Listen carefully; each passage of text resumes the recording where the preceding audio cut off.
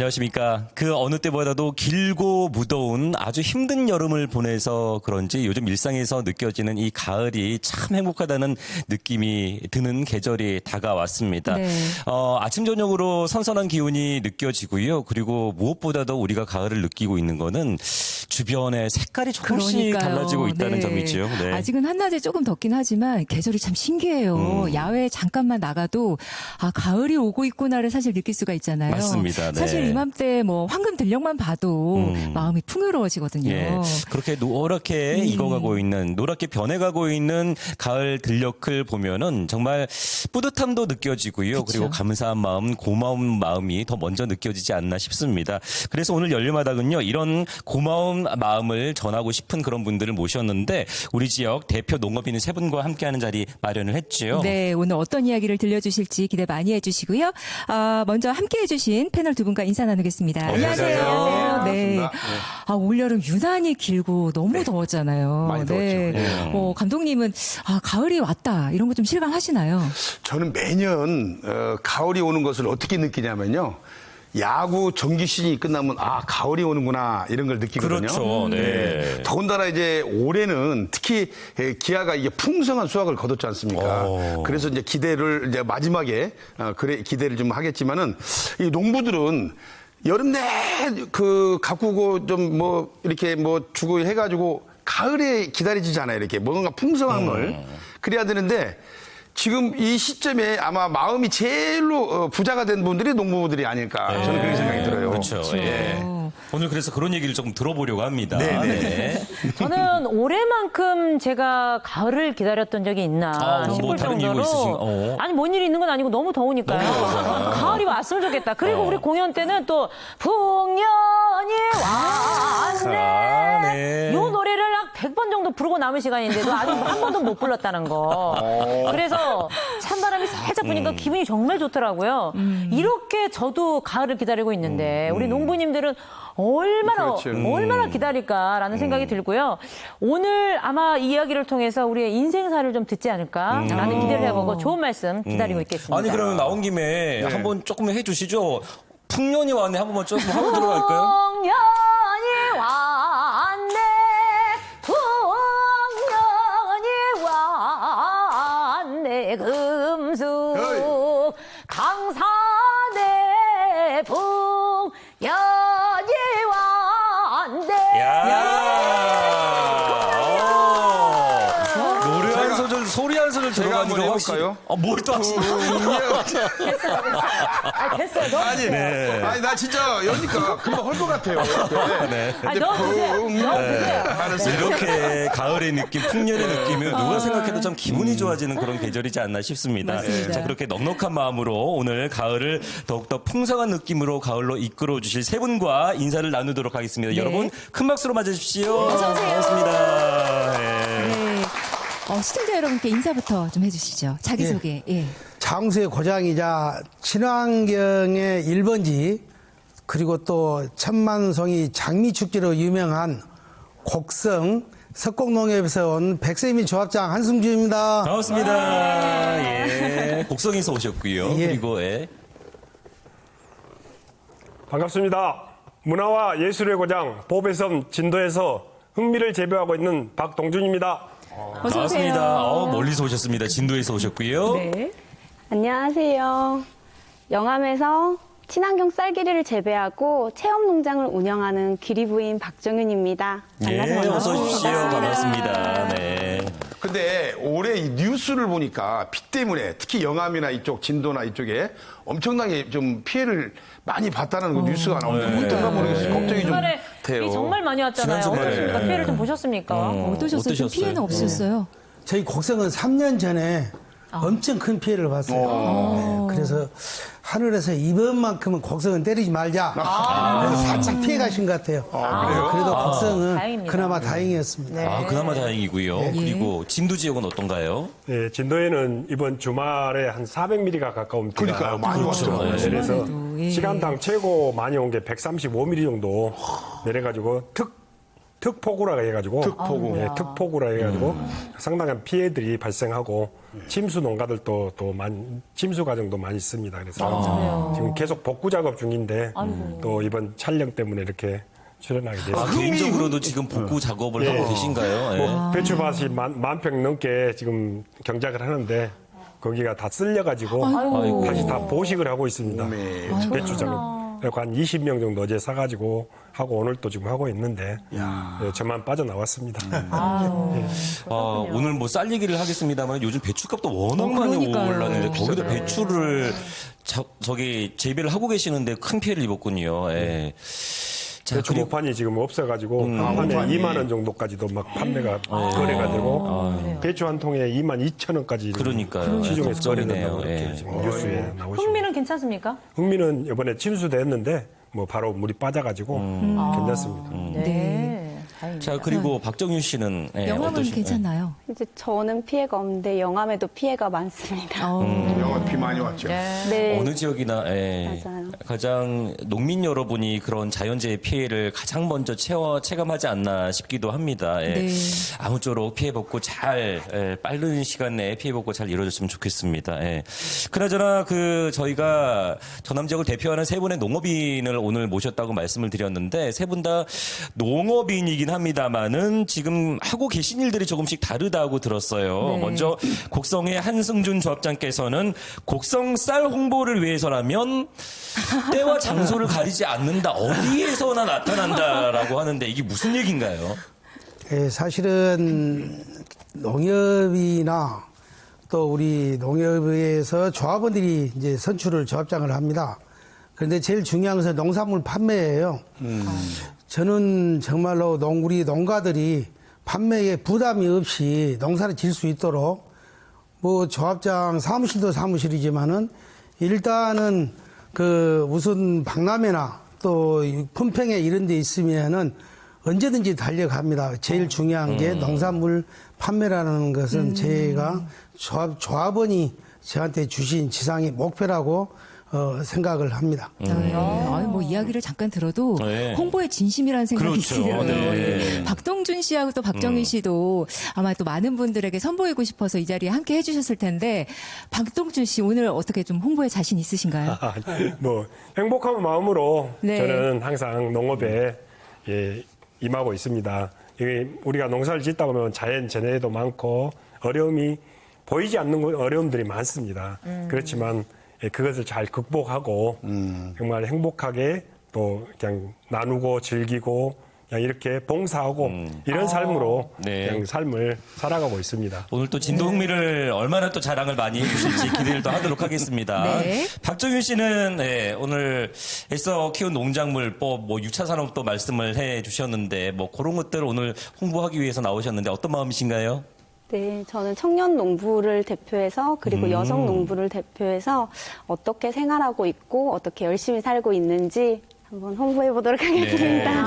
세 분이 다 달라요. 그러니까 조합장님은 일단 홍보에 백땡미 홍보하는다고 오늘 여기서 불러서 오신 거고 박동준 예. 씨는 진짜 현업을 하시는 입장에서 지금 농민들의 아픔과 또 지금 농민들의 심정을 대변하시기 위해서 온 것 같고 박정희 씨는 또 청년 농부 또 여성 농부를 대표해서. 대변해가지고 예. 그래서 다 오늘 세 분께 다른 말씀을 드릴 수 있어서 또 좋은 시간이 되지 않을까 싶습니다. 네. 자, 이렇게 열정적으로 농촌에서 일하고 계신 세 분과 열마당 오늘 함께 할 텐데요. 지금 근데 보시다시피 저희 다른 날과는 좀 다르게 무대 네. 한가운데 두 분이 너무 눈독을 들이시는 것 같은데 이거 절대 주는 거 아니고요. 아니, 저희가. 정말 너무 풍성하고 좋아요. 네. 가을 근력이 여기 와 있는 것 같아요. 그렇죠. 예. 두 분은 혹시 요즘에는 쌀 브랜드가 정말 다양하잖아요. 네. 혹시 쌀을 고르는 기준이 좀 따로 있을까요? 저는요, 소문을 지금 이렇게 우리 조합장님 같이 소문을 많이 내면 그 소리를 귀가 딸랑귀라 많이 네. 듣고 좀 판단을 하는데 뭐니 해도 제일 먼저 이제 마트에 가면 보면은 위에가 등급 같은 것도 있지 않습니까? 이런 것을 좀 보고 사는 편이거든요. 네, 사실은 그렇게 해서 뭐 10kg짜리 하나 미고 가면은 한 달 정도는 먹으니까요. 제가. 예. 그래요. 저는 쌀에 대해서 정말 잘 몰라요. 모르죠. 모르는데 네. 도정 일자 있잖아요. 도정한 날짜가 언제인지 그 날짜가 조금 별로 안 되면 좀 신선하지 않을까 해서 그 쌀을 좀 먼저 사는 편이거든요. 맞게 사는지 모르겠습니다. 일단 한 분은 등급을 본다. 그리고 한 분은 도정일자를 네. 본다. 이렇게 판단의 기준을 말씀을 해주셨는데 그럼 전문가들은 좋은 쌀을 고르는 기준이 있다면 그러니까요. 시청자 여러분께 좀 알려주고 싶으신 방법이 있다면 좀 한 분씩 좀 말씀을 좀 해주실까요? 제일 좋은 쌀은 농협에서 권장하는 쌀. 그리고 그래요? 조합장이 이 쌀은 제일 좋습니다 하면은 그게 또 제일 맛있는 거예요. 그래요? 예. 그런데 아까 말씀하신 대로 도정 일자가 조금 오래되면은 사실은 산패가 돼서 좀 맛이 떨어집니다. 떨어지구나. 그래서 저희들은 1개월이 넘어가면은 전부 해수를 합니다.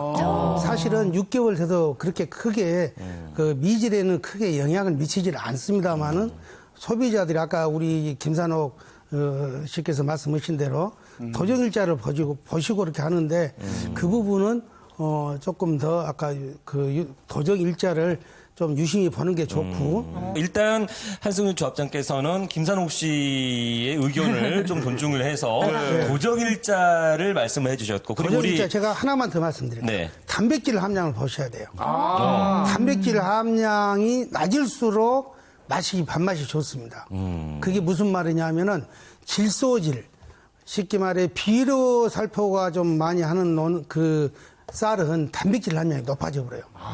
단백질 사실 저희 쌀이 단백질 함량이 5.3 이하인데 단백질 함량이 낮은 것을 그 구입을 하셔야지 밥맛이 훨씬 좋습니다. 5.3 이하로만요. 네, 백땡땡이만 사드시면 됩니다. 네. 자, 그리고 박동준님은 어떻게 좀 쌀을 좀 잘 고르는 기준, 자신만의 기준이 있다면? 잘 고르는 기준이요. 예.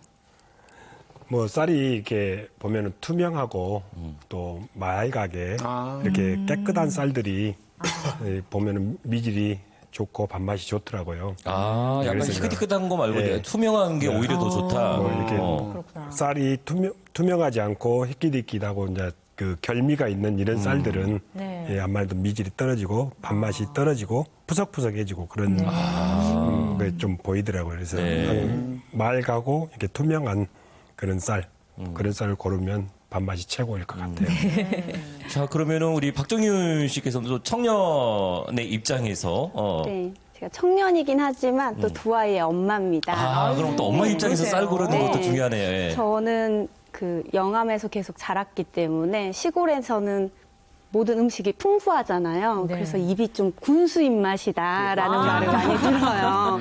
그만큼 깐깐한데 저도 친환경 농부지만 주변에 이제 친환경 이제 농사 지으시는 분들한테 직접 직거래로 제가 구매를 해가지고 저도 유기농 쌀만 먹고 있습니다. 그러니까 말씀하셨던 것과 다 동일하게 그 미질이 화학 비료를 사용하느냐 안 하느냐에 따라 좀 차이가 있기 때문에 유기농은 거의 화학 비료를 사용을 안 하고 있기 때문에 훨씬 맛있다고 저는 생각합니다. 그렇군요. 네. 역시 전문가분들이라 고르는 기준이 그렇죠. 네. 확실합니다. 예. 자, 그리고 아니 나는 등급만 보고 그동안에 사 먹었더니 이거 도정 날짜를 정확히 꼼꼼하게 살펴봐야 되겠네요. 그러니까요. 그리고 이제 단백질 함량이 5.3 이하로. 5.3 이하는 좀 찾기 힘들어요. 제일 쌀 빼고. 저는 사실 그런 게 다 적혀 있는지도 몰랐어요. 사실. 지금 보니까 뒤에 다 적혀 있네요. 몰랐어요. 예. 자, 이 종류가 다 지역을 대표한 쌀을 세 가지를 다 들고 나오셨습니다. 지금 무대 한가운데 세 분이 가지고 오신 곡성 백미가 있고요. 그리고 진도의 흑미가 보이고, 네. 그 끝에는 영암에서 올라온 쌀 귀리까지 저희가 준비를 하고 있습니다. 네. 자, 그러면 세 분의 쌀 소개를 천천히 이제 들어봐야 될 텐데, 먼저 곡성은 백미를 들고 나오셨어요. 백미가 이제 흰 쌀을 들고 나오셨는데, 이게 지금 곡성에서 그렇게 유명한 브랜드 쌀 있죠? 예. 뭐 곡성에서 유명한 게 아니고요. 전남뿐만 아니고 전국에서 유명하다고 그래요. 저는 잘 모르겠습니다. 저렇게 홍보를 근데 하는구나. 네. 금방 우리 아나운서님이 그만 백미라고 하시는데 저도 가운데를 꼭 하고 싶은데 그 이야기 안 하겠습니다. 백백미라고 하겠습니다. 쌀은 백미죠. 가운데가 또 한다가 있더라고요. 근데 이제 저희 곡성이 산이 많습니다. 그런데 이 저희 쌀은 그 산이 많은 데는 사질토예요. 사질토면은 약간의 밥맛이 좀 떨어집니다. 미질이 떨어지는데 그것을 보완하기 위해서 저희들이 찰배하고 매배의 중간배를 재배를 시작했어요.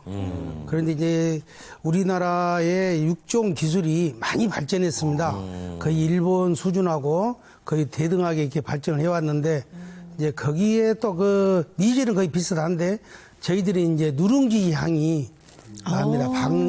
이게 밥을 짓다 보면은 그 태워서 시대가 누룽지 향이 나는 게 아니라 밥을 지으면은 쌀에서 누룽지 향이 난다고요? 태우면은 탄내가 나지 누룽지 향이. 아니, 무슨 소리 하신 그죠? 거예요? 아니 탄내랑 누룽지 향이랑 뭐 네, 탄내하고 누룽지 향하고 남자들은 구분을 못 하더라고요. 네. 아니 근데 제가 예전에 친구 집을 갔었는데요. 깜짝이야. 친구가 아니 너무 저 지금 너무 반가워가지고 왜요? 친구가 네. 밥을 하는데 밥통에서 쑥쑥 올라오는데 누룽지 향이 나는 거예요. 그래서 야 누룽지 아니? 그랬더니 이게 쌀 냄새가 이렇다는 거예요. 그래서 너무 맛있다 그랬더니 그 친구가 비싼 거야. 김상욱 그 씨는 쌀이 이 쌀인 것 같아요. 이미 네, 경험을 맞습니다. 하신 그 쌀인 것 같습니다. 네. 가운데가 뭐 있죠? 제가 알아맞히면 쌀 앞부대 드리려고 그러는데. 새. 또 요렇게. 네. 안 달아준다. 아닙니까? 그새 아니야. 근데 저희들이 이 쌀이 그 해마다 이렇게 계속 한 20%씩 이렇게 매출을 증가가 됐어요. 그래서 저희들 지금 7년차인데 약 58억 정도 단일 그 품목 단일 쌀로는 58억 정도 매출을 올렸는데 이제 해외로 지금 수출을 많이 하고 있습니다. 그렇죠. 저도 수출한다는 얘기를 들었어요. 대체 와. 지금 곡성 백미를 재배하는 그 밭이죠? 논이죠, 지금? 네, 저희는 논입니다. 이제 오색 벼로, 네. 5가지 벼로 그림을 그렸어요. 곡성 기차와 또 곡성 토란 5가지 벼로 저렇게 그림을 그렸어요. 와, 네. 저게 진짜 벼입니까, 그러면? 예, 벼입니다. 그 위에 그림을 그려놓은 게 아니고요? 예. 진짜, 벼로 이렇게 된 거예요? 예, 진짜 국왕이세요? 네, 김선홍 씨 오늘 조금 위험하긴 하네요. 네. 자, 이렇게 아주 정성을 들여서 논의 홍보 문구까지 새겨 그러니까요. 넣을 정도로 어떤 곡성군의 의지가 돋보이는 대목이지 않나 싶기도 한데 아까 잠깐 말씀을 하셨는데 이게 그렇게 저도 알고 있는 게 비싼 쌀이라고 그러니까요. 들었거든요. 함부로 네. 비싼 게 아니라 같이 값을 받는 쌀이라고 표현을 해야 되나. 왜 그렇게 이제 저희들은 유기농이다 그래서 비료나 농약을 일제를 안 합니다. 그 대신에 이제 그 병충해를 방지하려면은 상당히 그게 이제 어려운데 그걸 어떻게 하냐면은 은행이나 그 제충국 같은 그 병충해에 살균이나 살충 효과가 강한 그 자연에 있는 약초를 숙성을 시켜가지고 그걸 살포를 합니다. 그러니까 재배하기가 조금 힘들죠. 그렇다 보면은 비용이 더 들어갑니다. 일반 화학농법의 일반 관행농법은 농약을 2번 정도만 치면은 사실은 거의 끝납니다. 많이 치더라도. 그런데 이 유기농 재배는 거의 5번, 6번을 해야지 이렇게 방제가 가능합니다. 그리고 또 다 약초로 이렇게 관리를 하시는 그런 예. 사실 들으면 들을수록 한번 먹어보고 싶다는 생각이 드는데 네. 사실 저는 아직 안 먹어봤거든요. 그래요. 네. 뭐 말을 아무리 많이 하는 것보다는 그렇죠. 뭐 조금 맛을 어떻게 볼 수 한번 먹어봐야죠. 저는 제일 궁금한 게 지금 조합장님께서 계속 곡성쌀을 자랑을 또 많이 해주셨잖아요. 조합장이 추천하는 쌀을 먹어라. 그러니까요. 예. 한번 또 먹어봐야 되지 않겠습니까? 예. 곡성 백미로 지금 밥을 만들어 온 겁니다. 예, 쌀을. 예. 한번 두 분 한번 드셔보시고 우리 어머니들도 함께 진짜 이게 누룽지 냄새나? 아, 향이 진짜로? 확실히 향을 먼저 맡아보신 다음에 향이 진짜 누룽지 향이 나네요. 탔네 탔어. 탔어. 탔네. 나는 아니야 이거 너무 이거는 야, 밥 주길래 바로 입으로 들어가려고 했는데 입 들어가기 전에 냄새가 확 나오네요, 이렇게. 그러니까. 야, 근데 이게 지금 그 쌀로 지금 밥을 만든 거를 갖고 온 거죠? 어떻게 따르게 한 게 아니라. 아니 그 쌀 자체에서 향이 나고 그 벼에서도 누룽지 향이 나고요. 모에서도 누룽지 향이 나고 우리가 그 지금 이제 저희들은 수확을 5분의 1 정도 했습니다. 근데 수확을 할 때에 볏짚을 그 콤바인을 이렇게 수확을 하잖아요. 그러면 그 들판이 누룽지 향이 꽉 차고 그러니까. 야. 그 누룽지 향을 맡고 싶으면은 곡성으로 와주시기 바랍니다. 야. 어떤 맛 평가를 좀 해주지. 아니, 그냥 먹지만 말고. 제가 먼저 할게요. 그러세요? 이걸 딱 찍어서 입으로 먼저 들어가려고 그랬죠. 쌀이니까, 밥이니까. 들어가는데 여기서 냄새가 누룽지 향이 확 나오길래 입을 멈춘 거예요. 진짜 향이 나오네요. 그리고 신기하다. 이 씹으니까 찰져요. 맛있네요. 예. 김선옥 씨는 저는요. 예전에 이 씹는 향도 너무 찰지고 너무 맛있고요. 이 씹는 순간 좀 더 주세요. 향도 누룽지 향이지만 씹는 순간 누룽지가 그냥 입안에서 확 회전을 맞아, 하면서 맞아. 도는 게 너무 고소하고 이건 밥만 있어도 그러니까요. 예. 한 고기는 뚝딱 할 것 같아요. 밥만 있어도 그냥 하고 계셔야지 계속 회전을 하죠 안에서. 말 좀 그만하시고 이제 밥을 먹고 있으랍니다. 네.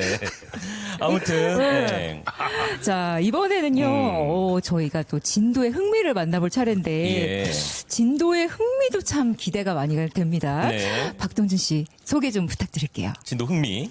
예, 진도의 흥미는 지금 제 최초로 진도에서 흥미를 재배하게 됐습니다. 그 소포만 간척지라고 간척지에서 생산된 간척지. 그런 흥미입니다. 그래서 이제 진도 흥미는 약살로 유명하고 이제 아까 얘기했듯이 다이어트 쌀 또 그다음에 뭐 장 운동을 도와주는 이러한 쌀로 약살이라고 그렇습니다.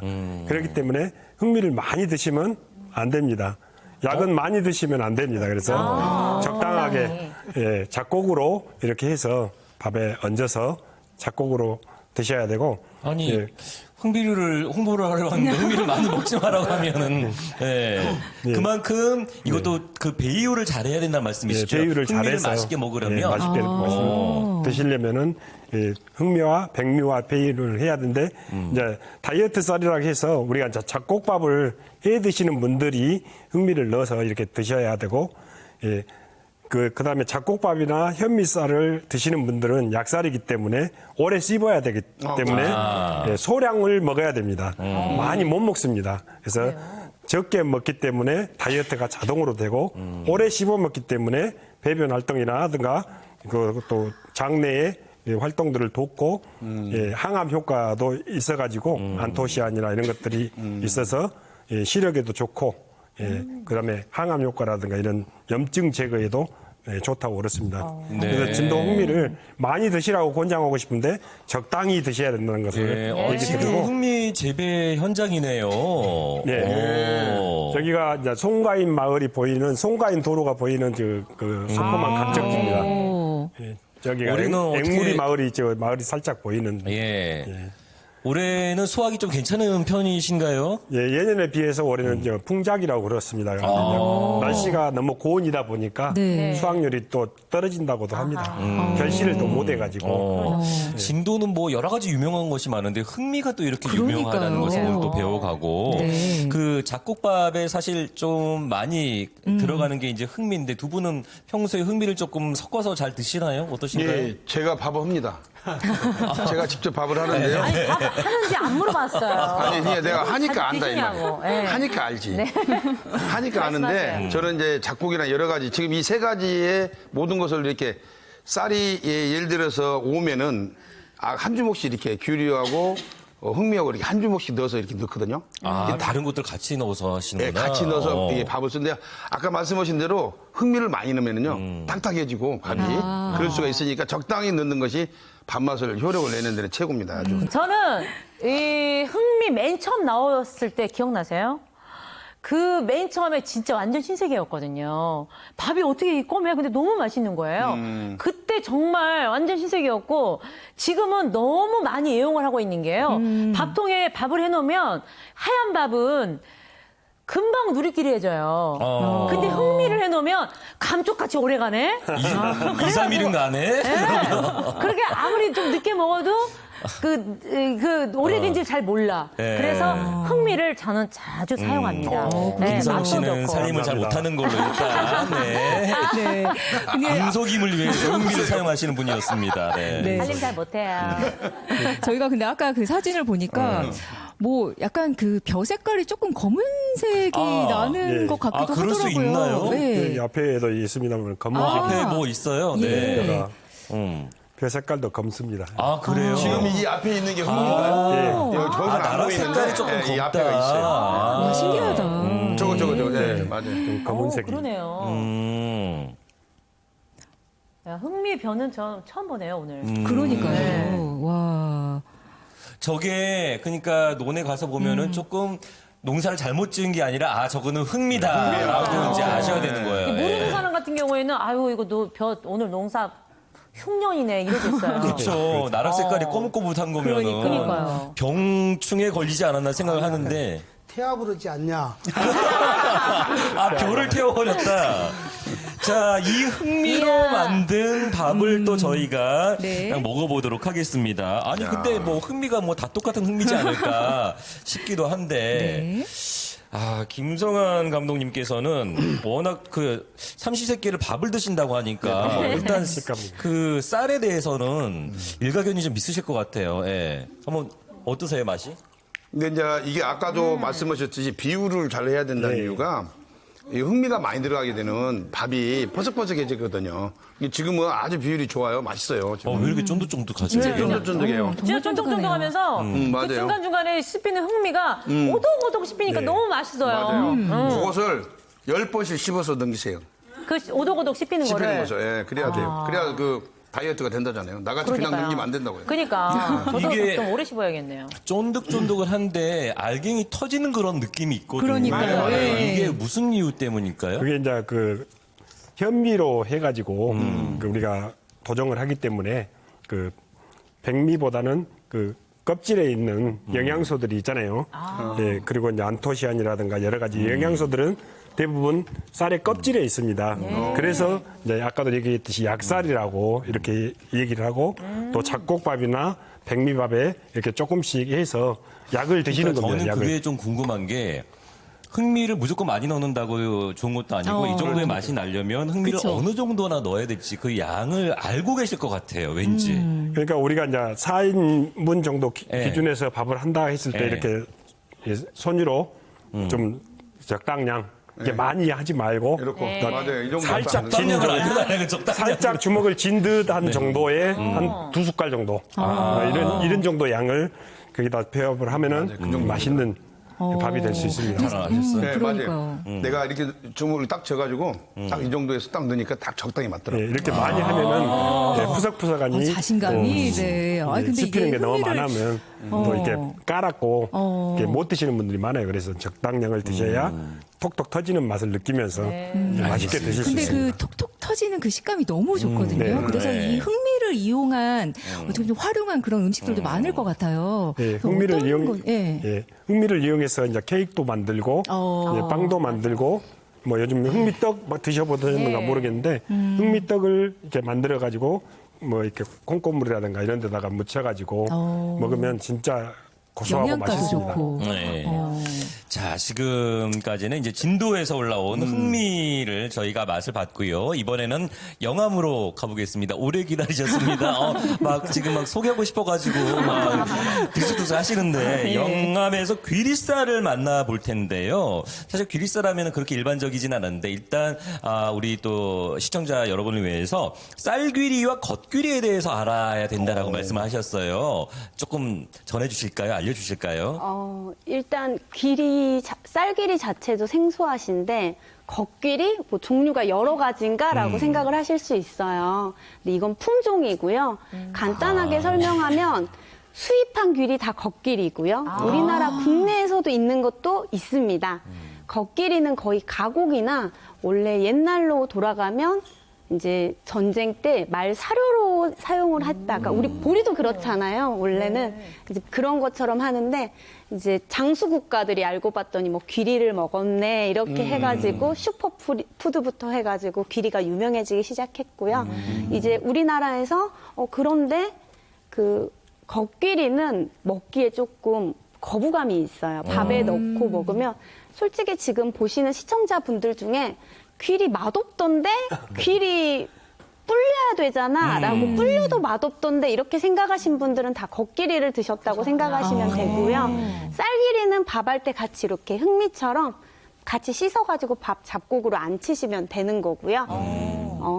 이제 또 좀 깊게 들어가면 저희 수확할 때 쌀귀리 같은 경우에는 이제 클라스라는 기계로 수확을 해요. 콤바인 이제 쌀 하는 거랑 똑같은 비슷한 기계인데 수확할 때 껍질이 벗겨지면서 수확이 되는 거고요. 바로? 네, 그래서 도정을 하지 않고 선별이라는 용어가 맞습니다. 그리고 걷귀리는 수확했을 때 쌀처럼 껍질이 이렇게 입혀져 있어서 도정을 거쳐야지만 드실 수 있습니다. 귀리 자체도 생소한데 쌀귀리와 그러니까요. 걷귀리 우리가 요즘 알고 먹는 요즘 그 건강식으로 그 운동할 때 오트밀 막 이렇게 챙겨 먹잖아요. 예. 그런 이제- 거는 다 이제 걷귀리. 이제 걷귀리 확률이 높고요. 우리나라에서 이제 귀리가 슈퍼푸드로 들어오면서 귀리 소비가 이제 확산이 많이 됐잖아요. 늘었죠. 예. 그럴 때부터 그렇게 시작할부터 가공, 우리 귀리로 만든 가공식품들이 되게 눈에 많이 띄게 늘어났고요, 상품들이. 거기서 이제 요즘 인터넷 검색하면 다 잘 나오기 때문에 소비자들의 인식도 높아져가지고 이거 쌀귀리예요, 걷귀리예요, 무슨 품종이에요? 라는 질문도 되게 많이 받는데 그러다 보니까 쌀귀리로도 이제 가공을 되게 많이 하고 있다고 생각하시면 되고요.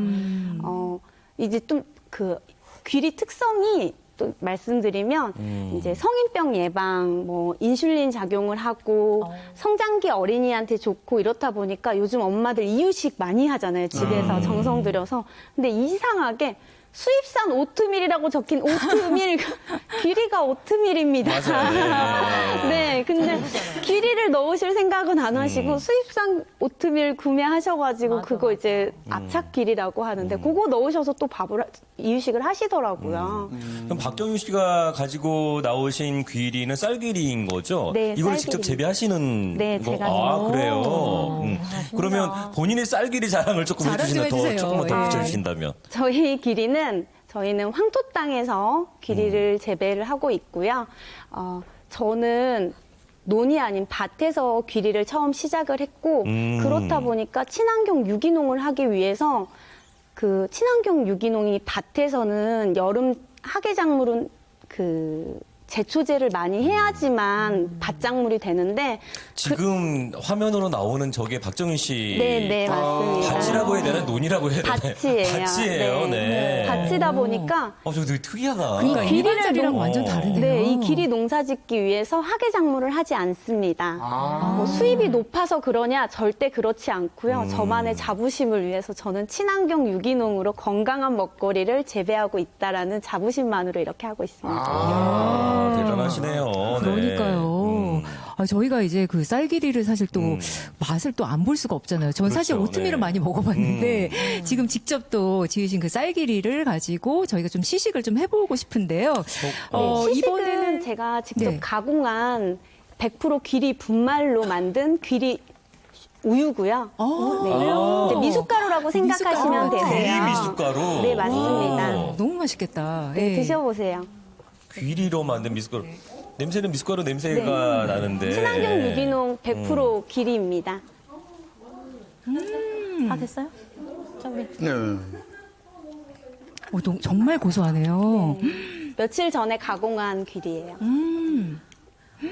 고소하고 걸쭉하기도 하고. 아, 예. 이거 걸쭉한 이유는 네. 지금 여기 방송이다 보니까 탄온지 조금 돼서 귀리가 포만감이 있다고 하잖아요. 그 맛있어요. 이유는 뱃속에 들어가서 퍼짐이 있는 거예요. 죽처럼 바뀌는데. 이거 근데 당분을 뭐 안 그러니 넣으시니까. 조금 넣었어요. 조금 넣었어요. 네네네네. 예. 그 조금 넣어서 먹어도 되는 건가요, 그러면은? 네, 이제 당뇨가 있으신 분들은 제가 넣지 마세요라는 말씀 드리고 이제 저지방 당뇨가 있으시면 저지방과 길이 분말만 넣어서 섞어서 드시면 되시고 그냥 아이들 간식이나 저희 아이들 정말 좋아하거든요. 정말 맛있어요. 네, 아이들 간식이나 아이들 너무 좋아하시는데 아이들 신가요? 막 땡기네요. 아니 진짜 땡겨요. 근데 많이 드시면 술잔이 배불러요. 아니고요. 미숫가루 잔입니다. 그거는. 아니 그때 걸쭉해가지고 안 내려와서. 근데 여기 다이어트에도 좋아요. 좋을 것 같아요. 왜냐하면 아침 대용으로도 맞아요. 굉장히 좋을 것 같아요. 포만감이 느껴지니까. 맞아요. 네. 이제 한 가지 더 말씀드리면 귀리 네. 특성을 말씀드릴게요. 이거는 소비자분들이 좀 아셨으면 싶은 거예요. 그 부분은 귀리는 유분기가 많아요. 그리고 수분이 쌀보다 많아요. 그렇다 보니까 꼭 냉장 보관을 하셨으면 좋겠고요. 그래야 그 맛있는 밥맛과 귀리 특유의 고소함을 느끼실 수 있으시고 특히 분말 같은 경우엔 열에 가해서 이제 가공을 한번 거쳤잖아요. 그때부터 유통기한이라고 생각하시면 되세요. 유분기가 있기 때문에 일반 방앗간 같은 데는 안 해주세요. 귀리 100%의 분말 같은 경우에 거의 보기 드무시는데 제가 이제 가공을 하는 이유는 소량으로 그때그때 생산을 해서 원하시는 분에게 발송을 하기 위해서 저도 소량으로만 하고 있거든요. 맛있게 드셨으면 싶어서 아무리 냉장 보관을 해도 가공 동시에 유통기한이라고 생각하시면 되기 때문에 저 많이 판매 안 해요. 사실 백미나 흑미는 우리가 이제 늘 먹는 종류의 쌀들이고 쌀귀리라는 것은 저것만 가지고 밥을 지을 수는 없는 거잖아요. 아니요. 아 그래요? 이제 저걸 100% 그러니까 흑미랑 비슷하다고 생각하시면 되세요. 귀리는 제가 밥을 준비하진 못했는데 특유의 그 거친 식감이 아무리 쌀귀리라 해서 없지는 않아요. 네. 근데 이제 당뇨 있으신 분들, 건강을 챙기시는 분들이 많이들 문의를 주시는데 귀리 많이 넣고 싶어요. 맛있게 먹으려면 어떻게 해요? 이렇게 네. 물어보시면 네. 찹쌀을 조금 넣어주시면 그 찰기가 있기 때문에 귀리가 좀 더 부드럽게 느껴지실 수 있습니다. 그런데 이제 귀리를 한 20% 정도가 적당합니다. 그래야 맛있게 드실 수 있다고 말씀을 드리세요. 네. 저는 그러면 그동안 뭘 먹었나라는 생각이 들 정도로 많이 배웠어요. 겉귀리. 그러니까요. 네, 저희가 이제 백미와 흑미 또 귀리까지 이렇게 세 가지 쌀을 만나봤는데 이렇게 좀 이야기를 들어봤지만 저희가 농사에서 품종이 얼마나 중요한지 지금 계속해서 깨닫고 그럼요. 있잖아요. 조합장님, 그 많고 많은 쌀 중에 어떻게 또 누룽지 향이 나는 쌀을 경작하게 되셨는지 그 사연이 궁금합니다. 아, 그렇죠. 예. 저희들은 곡성에서 사실은 기존 쌀 브랜드화를 좀 실패를 했어요. 곡성군에서 해가지고. 제가 이 직원 생활을 했었어요. 농협 직원을 했었는데 30년을 근무를 했어요. 근데 그때에 아시는 농림부의 지인께서 이 쌀은 맷쌀하고 찹쌀하고 중간이다. 그래서 반찰기다 그러거든요. 곡성에서 하면 딱 맞겠다 해서 이제 저희들이 그분이 육종가를 소개를 해 주셔가지고 그 쌀을 곡성에서 시식회를 해가지고 한번 전부 다 반응을 보니까 굉장히 좋다 그래요. 그래서 이제 시작을 한 게 지금 7년째, 이제 8년째 되더라고요. 7년 정도밖에 되지 않았는데 이렇게 세계적으로도 수출까지 가능하고 지금 하고 있고 유명세를 띠고 있고 값다운 값을 받고 있는 그런 쌀이 되지 않나 싶기도 한데 근데 이게 인기가 있으면 다른 지역에서도 이게 재배가 가능하지 않을까요? 그러니까요. 저는 이게 특화된 곡성에서만 이 품종을 꼭 해야 되는 것인가? 다른 지역에서 인기가 있다면 다른 지역에서 이것도 재배를 하지 않을까요? 어떻게? 예, 말씀 잘 하셨습니다. 사실은 이 쌀이 우리나라에 몇 군데서 재배를 했어요. 아, 해봤어요. 같이 재배를 했어요. 우리 곡성하고. 예. 저기 경기도 화성. 예. 그리고 저기 이쪽에 충남 그 간척지 새들만. 예. 그리고 곡성에서 했어요. 예. 근데 그 육종가들이 가지고 오셔가지고 예. 이제 샘플을 싹 다 우리가 보내드렸는데 예. 오셔가지고 곡성에서 난 게 제일 맛있다. 향도 좋고 미질도 틀리다. 그리고 자기들도 이제 분석을 했대요. 똑같은 품종을 보급을 했는데 곡성에서 생산된 저희 쌀이 맛있는가 했는데 곡성이 일교차가 커요. 엊그저께 TV에 한번 나왔죠. 곡성이 전국에서 38도로 제일 더웠다고. 곡성은 1등 아니면 안 합니다. 그런데 또 춥기도 엄청 추워요. 그래서 일교차가 크기 때문에 곡성에서 생산되는 농산물이 다 맛있다 그러더라고요. 사실 이 시간에 곡성 저 백미 하나만 소개를 해도 1시간이 좀 부족할 맞아요. 정도라서 네. 네. 더 많은 얘기는 듣고 싶습니다만은 또 이제 저도 그만하겠습니다. 자, 그럼 바로 다음 예, 진도 진도로 흥미. 좀 예. 넘어갈게요. 박동준 씨께서는 30년 전부터 경작하셨다고 들었거든요. 그럼 사실 그때만 해도 흥미를 경작하는 게 쉽지만은 않았을 것 맞아, 그때 같아요. 먹지도 않았을 그러니까요. 거예요. 예. 예, 진도 흥미를 30년 전에 소포의 한 동농가가 종자를 가지고 와가지고 예, 먼저 재배하고 그 마을 먼저 재배를 시작했습니다. 예, 그때는 이제 향이 좀 났어요. 향이 나는 쌀을 그 흥미가 있었어요.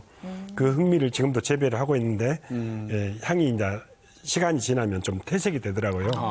그래서 이제 또 새로운 품종들을 육종하고 막 이렇게 해서 예, 흥미를 계속 그 보급을 했는데 이제 향이 이제 아직 향은 덜 나눴지만 그 흥미를 계속 보급을 하고 있습니다. 그래서 예. 그때부터 이제 재배를 했는데 예, 뭐 쌀 한 가마니에 100만 원까지 나락 한 가마니에 100만 원까지 갔어요. 종자를 구입하려면. 그래서 이제 쉽게 농가들이 접근해서 재배하기가 힘들었어요. 그래서 이제 최초로 저도 한 40만 원 주고 한 가마에 구입해가지고 뭐 시작을 해가지고 조금씩 해봤는데 이제 가격이 뭐 10만 원, 12만 원 막 40kg에 이렇게 하다 보니까 이 부가가치가 있다 보니까 도전을 하는데 또 위험성도 있잖아요.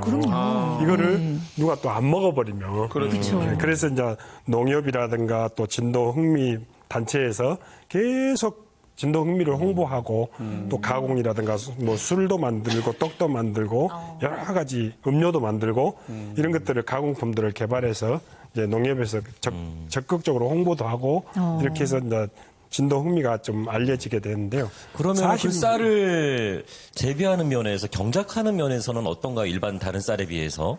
이제 일반 쌀들하고 같이 재배를 하는데 네. 이제 그 병해충이라든가 이런 것들이 다른 벼들에 비해서 조금 바이러스나 이런 것들이 약하기 때문에 약해요. 네, 특별한 관리가 또 필요하고 하다 손봐야 보니 되겠네, 그거. 어려움이 좀 있었습니다. 아니, 그래가지고 그러면은- 수확량이 예. 일반 쌀보다 적게 나오고 하기 때문에 이게 비쌌고 예, 약쌀이기 때문에 또 아무렇게나 재배하면 안 돼서 또 이제 유기농으로 점점 좀 바뀌기 위해서 이제 친환경부터 시작해서 지금 우렁이 농법 이런 것들을 시도해서 지금 유기농으로 재배를 많이 하고 있습니다. 그래서 우리 이제 농협에서 이 검정쌀, 약쌀, 향기가 나는 쌀을 계속 그 소비자들에게 판매를 하고 있습니다.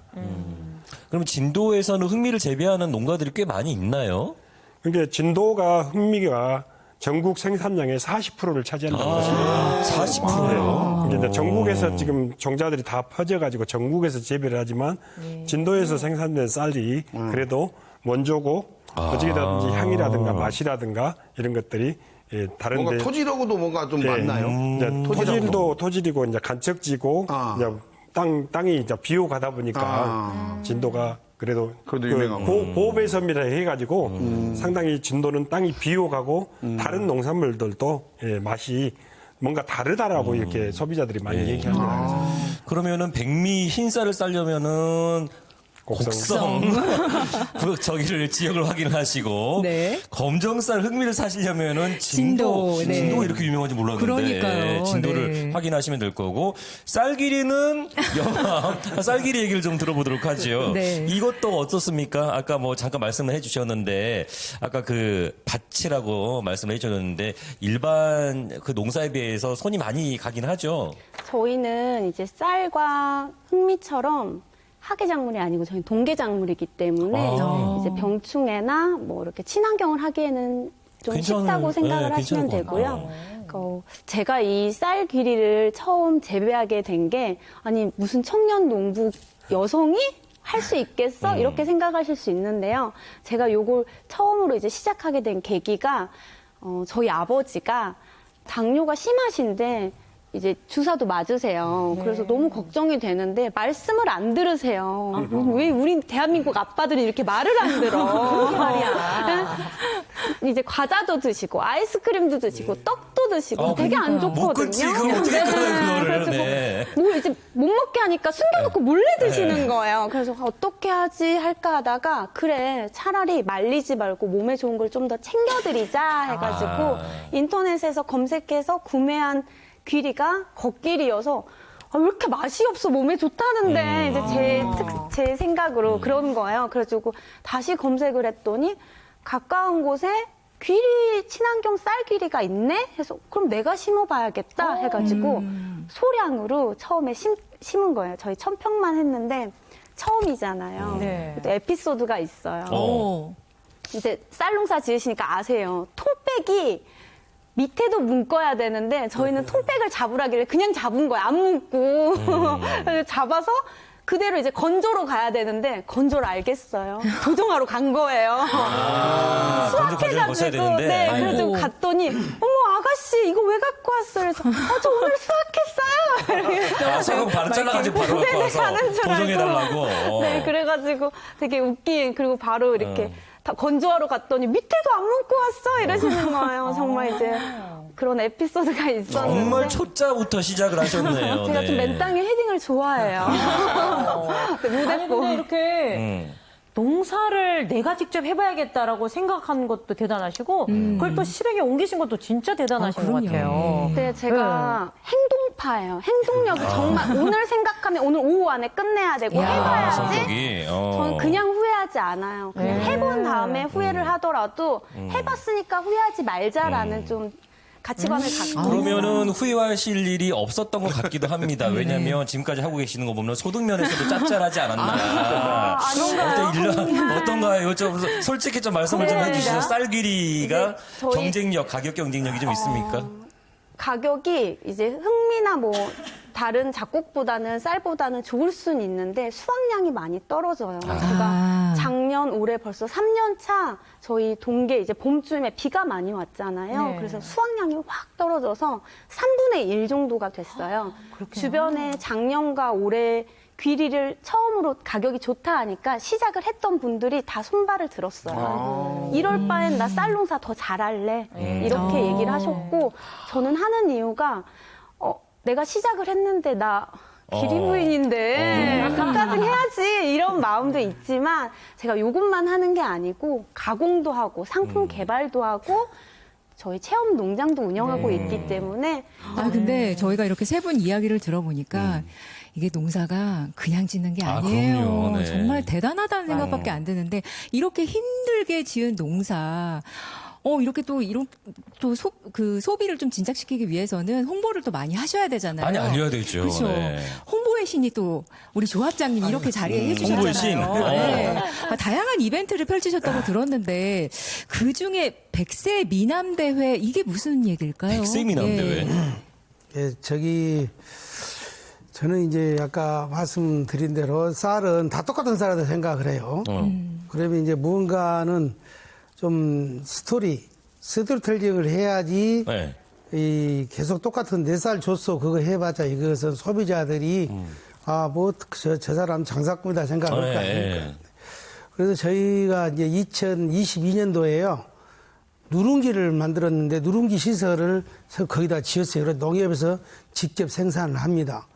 그런데 이제 그 시설을 싹 하다 보니까 코로나가 와가지고 준공식을 한 번도 못 했어요. 네, 준공식을 하려고 보니까 어디 간에 우리나라 보면은 거의 다 무슨 건물 준공식 하니까 이게 좀 우리가 좀 들었을 때게 어디라 다 준공식이다 하니까 우리는 뭔가는 좀 새로운 그 준공식이라는 것을 하지 말고 새로운 우리 행사를 같이 한번 해보자. 그래서 70세 이상 어르신들을 한복을 들여가지고 이제 한복을 입고 맵시 자랑을 했었는데 그 이름을 하도 미인대가 많아가지고 남자의 자존심을 좀 세워드리려고 특히 어르신들 그래서 제목 그날 행사의 주제를 저희들이 100세 미남대회로 했어요. 네. 그래서 70세 이상 어르신들을 예선을 거쳐서 이제 마지막 결선을 해가지고 전 조합원들과 화합의 장을 만들어서 거기서 이제 대상 쭉 이렇게 이제 시상을 했었던 네. 기억이 납니다. 아니 그러면 이제 그 미남 대회도 하셨잖아요. 그러면은 저기 미인 대회는 안 하십니까? 아, 사실은 그 어제 어떤 고위층이 한 분이 오셔서 아, 그걸 제가 브리핑을 하는데 그 말씀 하시더라고요. 아, 예. 그러면은 할머니들 어쨌냐. 아, 똑같이 같이 해줘. 어지겠다고. 그러니까요. 시골에는 할머니들이 훨씬 많아요. 그럼요. 네, 그래서. 그러니까 미인 대회를 꼭 한번 개최하셔요. 그러면 제가 저희 어머니 모시고 나갈게요. 네, 나는 본인이 나간다고 할 줄 알았어요. 아니, 나 미인 대회면 내가 나가려고 그랬는데 근데요? 할머니니까 뭐. 우리 조합장님, 저 오늘 방송인데 이런 말 안 드리려고 그랬거든요. 예. 제 친구가 군산에 있는 조합장이 한 분이 있어요. 아, 그분하고 또 친구예요. 근데 이분들의 공통점이 뭐냐면 자기 브랜드를 알리는데 열을 올리는 분. 아, 진짜 그러시네. 거의 뭐 정신 뭐 약간 줄이 놀 정도로 자기 품질을 저기 홍보하는데. 그만큼 애정이 있다는 건 그렇게 정말 좋은 일이잖아요. 제 친구도 그러고. 근데 알고 보니까 친구더라고요. 또. 아니 곡성은 세상이 이렇게 이렇게. 그 홍보에 진심인데 네. 박동준 씨와 박정희 씨는 어떻게 들으셨어요? 이 그러니까 홍보 전략. 홍보. 네. 박동준 씨. 네. 예. 아유. 어떻게 홍보하고 계세요? 예? 어떻게 홍보하고 계세요? 홍보를 너무 잘하십니다. 그래도 본인의 홍보 전략이 또 있을 거 아니에요? 저는 이제 홍보 전략이 뭐 없고 그냥 그 지인들에게 판매하고 지인들에게 판매하는. 저희 이제 뭐 이렇게 말하면 그러지만은 저희 농협에서 네. 이제 옛날엔 지산 농협이었거든요. 이제 합병해가지고 서진도 농협에서 감정쌀의 원조 오여가지고 그 농협에서 홍보를 많이 하고 또 판매 전략을 세워서 이렇게 하는데 우리 농가들이 참여해서 예, 그 농협에서 우리 검정쌀 소비를 위해서 촉진을 위해서 계속 홍보하고 또 뭐 박람회라든가 행사장이라든가 이런 또 판촉 행사들을 끊임없이 하고 있습니다. 박정희 씨는 뭐 홍보는 워낙 잘하실 것 같아요. 젊은 그러니까요. 분이라서 뭐 인터넷도 많이 잘 이용하실 것 같고. 네, 저는 처음에 그 시작을 했을 때 이렇게 직거래 판매를 생각하진 않았으나 제가 또 통이 커가지고 1000평 했다가 갑자기 확 늘려버린 거예요. 몇 평으로 늘리셨어요? 저희가 거즘 한 7000평 가까이로 이제 어머나. 늘렸다 보니까 이게 갑자기 10톤이 나오면 어떡하지? 내가 어떻게 팔지? 막 이러다가 알아봤더니 너무 저렴하게 유통하시는 분들이 가져가셔서 그럴 바에는 내가 지인들 나눠주고 내가 다 먹겠어 라는 마음으로 소포장을 하고 내 이름을 네이밍을 정하고 인터넷 판매를 소량씩 시작하고 주변의 로컬 푸드의 판매를 시작했거든요. 네. 그래서 지금 이 자리에 있게 됐고 저는 전량 다 직거래로 판매하고 있고요. 그렇고 이제 이번에 또 물량을 조금 늘렸어요. 그래가지고 이제 후계농 자금으로 논을 조금 샀는데 거기다가 이제 조금씩 시작을 해서 지금 같이 영암에서 공동체 활동하고 있는 분들이 다 친환경으로 유기농으로 하고 계시는데 그 농산물이 저희 이제 여기서 말씀드려도 될지 모르겠는데 친환경 유기농만 판매하는 매장이 전국에 다 있는데 그 매장에 한 땡땡이라고 그 매장에 전량 다 납품을 하는데 거기에 판매되는 90%가 저희 영암산 쌀기리 유기농이라고 생각하시면 되세요. 제가 이렇게 보니까요. 소리하게 잘하시네. 방법은 조금씩 다르지만 그냥 결국에는 진심은 통한다라는 그런 진실된 마음이 다 있는 것 같아요. 오늘 이렇게 또 이야기를 들어보니까 세 분 다 뭐 우여곡절도 많았고 어려움도 다 이겨내시고 오늘까지 이렇게 농사에 대한 진심을 펼치고 계신데 감독님, 네. 이 세 분의 노력과 열정 정말 멋지지 않습니까? 네. 근데 저는 상상도 못 할 것 같다는 생각이 드는데 그러니까요. 지금 이 방송국에 와서도 자기가 이게 재배하는 품종을 이렇게 홍보하고 이런 그 용기가 대단한데요. 제가 팁을 하나 드리고 싶다면은 저를 각 동네 말도 3개월 살기로 저를 초대해 주세요. 괜찮아요? 3개월 공짜 아니, 살기로. 초대하면. 초대해 가서 제가 그 직접 쌀이고 쌀이고 귤이고 제가 직접 재배하고 뭘 재배를 먹기만 하겠지. 먹어도 홍보죠, 그것이. 아니, 요즘에 파크 골프 치더라고 농사 지을 시간 있으시겠어요? 이제 파크 골프를 그러고 와서 치고 이제 그런 거 해야지, 이제. 놀고 먹겠다는 거 아니에요? 그러니까 가서. 네. 진짜 대단하셔. 저는 이제 제가 말씀드렸잖아요. 우리의 인생사를 배울 것 같다. 근데 이분들이 지금 이렇게 웃고 계시지만 그 안에 역경이 없었겠습니까? 그걸 다 이겨내시고 지금 현재 이렇게 웃고 계시는 거잖아요. 그만큼 열정이 대단하셨고 그 안에 고생이 대단했다라는 생각이 들고요. 언제나 이게 천룡농부도 그렇고 우리 조합장님도 우리 박동준님도 정말 화이팅입니다. 네, 고맙습니다. 김선욱 씨가 농사 얘기 처음 하시면서 뭐 인생사를 배울 수 네. 있는 시간이 될 것 같다라고 말씀을 하셨는데 사실 실제로 농사를 통해서 우리 오늘 나오신 세 분도 뭐 오늘 뭐 홍보도 얘기하고 쌀 자랑도 해주셨지만 농사라는 것이 나에게 줬던 어떤 가르침도 있었을 것 같아요. 그런 얘기를 조금 마무리를 좀 해볼까요? 먼저 조합장님. 예, 농사는 저도 사실은 수도작도 해봤고, 좀 어렸을 때도 많이 지어봤고, 사실 농협 다니면서도 농사를 지었어요. 지금도 적용수를 하고 있는데 상당히 면적이 됩니다. 그러는데 농사를 지려고 하면은 제일 첫째는 정직하고 부지런해야 돼요. 부지런해야지 성공을 한다. 저는 그것을 항상 우리 다른 분들한테 말씀드립니다. 왜냐하면은 옛날 어르신들 말씀 있지 않습니까? 농부의 작물은 농부의 발자국 소리를 듣고 자란다. 그 이야기가 저는 가만히 생각해 보면은 자주 논에를 가보고 물고를 보고 물이 없으면 물을 대주고 물이 이제 뗄 때가 돼서 물을 떼주고 해야 되는데 가지도 않고 그냥 잠오면 자고 술 한잔 먹고 드시고 싶고 술 드시고 그걸 절대 하면 하지 말아야 될 뿐. 절대 하지 말아야 될 그러다 보면 배가 나와요, 배가. 그러다 보면 제가 농사 한번 잘 지을 거예요. 제가 부지런하거든요. 엄청 그렇게 부지런해요. 아무튼 부지런해야지 농사는 잘 지인다고 저는 생각을 합니다. 네. 농사의 가르침은 부지런함이 있었다. 예. 우리 박동중 씨는요. 나에게 있어서 농사는 어떤 의미였을까요? 농사의 가르침. 나에게 있어서 농사는 항상 도전이라고 생각하거든요. 도전. 농사는 진짜 하다 보면 너무 어려움이 많아요. 보이지 않는 어려움들이. 특별히 이제 천재지변이라든가, 그다음에 이제 뭐 가격 폭락이라든가, 또 이제 소비자들이 또 그 크레임을 걸어오는 그런 것들을 많이 저희들이 경험하게 돼요. 저도 이제 소포장 1kg, 5kg, 10kg 뭐 이렇게 해서 판매를 하지만, 그때 먹었던 쌀하고 다른데 똑같은 쌀을 줘도 그러신 분들이 있고, 예, 우리가 뭐 정직하게 해서 포장해서 보내지만, 뭐 몇 개월 후에 벌레가 나왔다는 둥, 이렇게 크레임을 걸어오신 분들이 있어요. 또 냄새가 난다는 둥. 근데 이제 쌀은 이제 현미 같은 쌀길이나 쌀들은 현미는 냉장 보관을 해야 돼요. 저온 보관을 하지 않으면 벌레가 생기고 쌀이 변질되게 돼 있어요. 그래서 이제 항상 현미는 저온 저장을 해서 냉장 보관을 해서 드셔야 끝까지 맛있는 쌀을 먹을 수가 있다.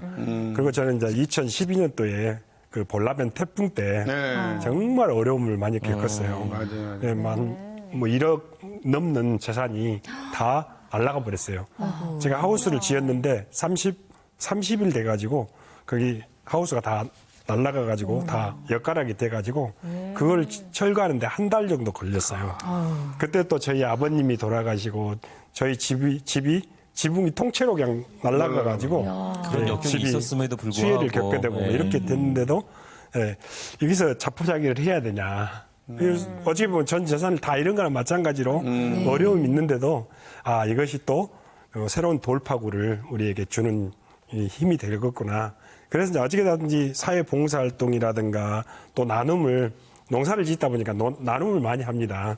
수확을 하면 나누고 또 베풀고 또 봉사활동을 하다 보니까 그분들이 어려움이 있을 때 와서 다 도와주고 뭐 이번에도 이제 수해로 배추가 다 망가졌지만 남들은 배추 모판을 못 구하고 있는데 저는 900판을 구했어요.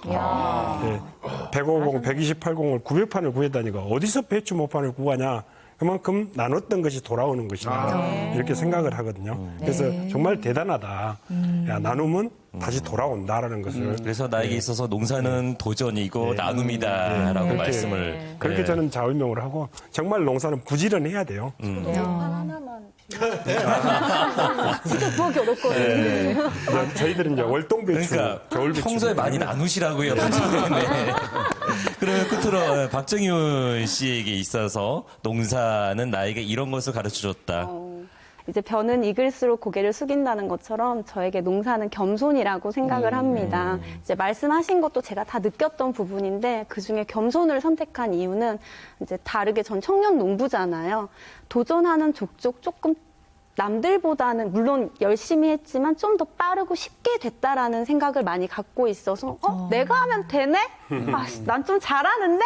이렇게 해서 어깨가 이렇게 올라가 있을 상황에 그때 제가 이제 아까 말씀드렸다시피 논에서 안 하고 밭에도 하다 보니까 하계에 콩을 심었어요. 조금이라도 더 열심히 벌어보자 하고 정말 고생을 하고 친환경이다 보니까 비둘기 먹지 말라고 일주일 내내 막 깽가리 두들리고도 막 밭을 뛰어다니고 막 이렇게 해서 했는데 친환경이다 보니까 풀을 못 이기고 결국에는 콩이 여물질 않았어요. 근데 당장 내일 모레 비가 오는데 이제 귀리는 들어가야 되지. 나 뭔데? 나 귀리 해야 되는데. 근데 콩은 또 수확해야 되지. 그때 또 클래스가 바쁠 때예요.